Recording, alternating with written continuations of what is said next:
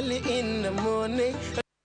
On va démarrer avec la une du quotidien de service public Le Soleil. Ce vendredi 15 mars 2019, à la une, les bourses en 2018 et ce chiffre, l'État qui a payé 66 milliards de francs CFA à 100 267 étudiants. À la une également d'autres chiffres concernant l'emploi, 66 043 contrats de travail enregistrés en 2018.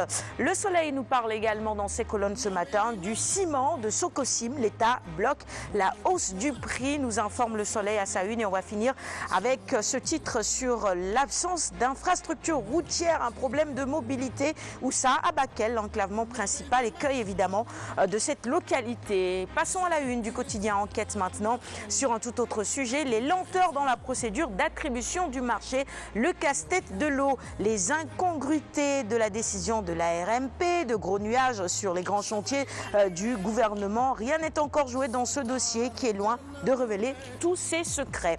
Libération sur l'exécution correcte du budget 2019. Les bons comptes des finances à la date du 28 février 2019. L'engagement et les paiements étaient à un niveau de 19%. Réumi Quotidien maintenant qui revient sur la hausse du prix du ciment. Alumsar freine les cimentiers, écrit Réumi à sa une ce matin, ce qui est une bonne nouvelle pour le secteur de la construction. La tonne, c'est passé de 58 000 à 62 000 francs, donc c'est 3 100 francs par sac de ciment. Donc franchement, c'était très pénible pour les entrepreneurs, mais aussi pour les clients, si je peux me permettre, en tant qu'entrepreneur. Donc aujourd'hui, pour que l'État, qui a une mission régalienne, puisse bloquer l'hausse du prix du ciment, franchement, c'est une très bonne chose. Poursuivons avec Vox Populi maintenant, et Maître Madi Kényan est à la une ce matin. Il démissionne de l'Assemblée nationale et répond à Wade: je ne saurais m'accorder à un poste de député. Je n'ai conservé mon poste de député qu'à la demande expresse de Maître Wade, précise-t-il.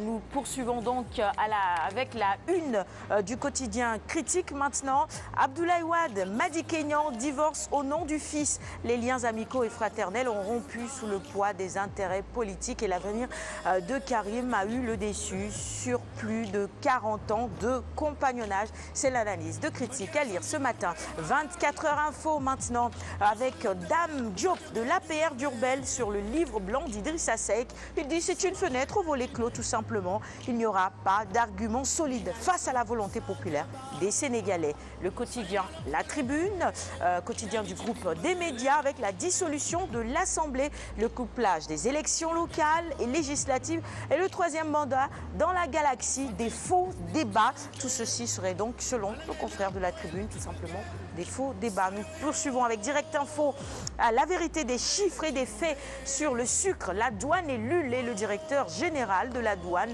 lavé à grande eau par un de ses proches. Les déclarations d'importation de produits alimentaires, plus connus sous le nom de DIPA, ne sont guère l'affaire de la douane.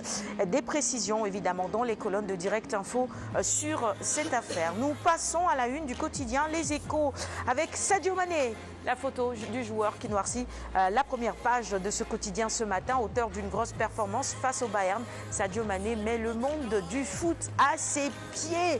Et les footballeurs sont unanimes. Michael Owen, il dit que c'est absolument génial. Christophe Dugarry, Sadio Mané, c'est du niveau de Neymar et de Mbappé. Et puis, je vais lire également ce commentaire de Rio Ferdinand qui dit: quel joueur fantastique ce Sadio Mané. Et à la une du quotidien Les Échos, vous voyez également ce chiffre rocambolesque, 4 745 francs CFA. Les braqueurs ont emporté au total cela, c'est une de braquage à Diakhaï près de la Sédima. Le sport, on continue avec Stade maintenant. Le Barça, la Juve, Liverpool et City en épouvantail. Le Ballon d'Or, évidemment, la rivalité se poursuit entre Messi et Ronaldo. Le quart anglais étouffe l'Europe.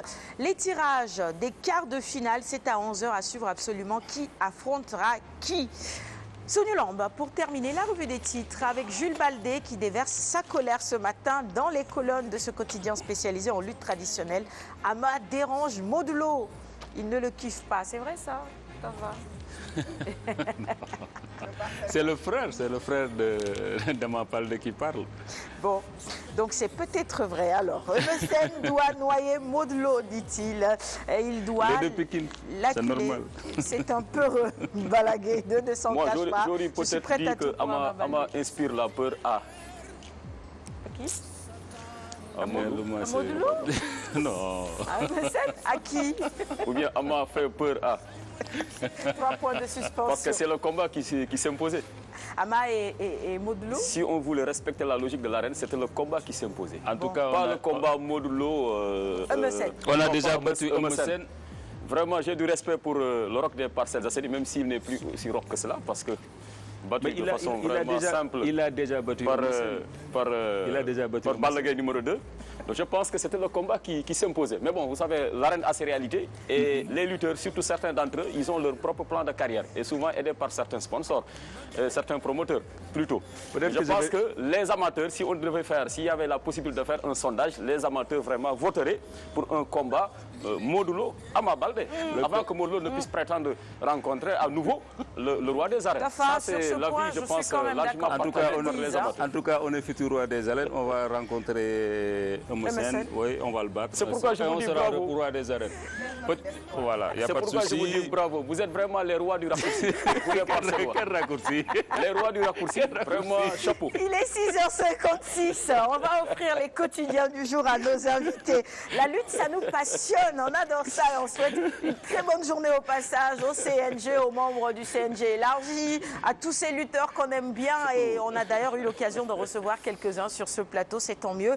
On va souhaiter aussi une bonne journée à un fidèle téléspectateur. Il s'appelle Abdoulaye Sarr. Il nous regarde depuis Rufisque. On est le 15 mars. C'est également aujourd'hui la journée internationale des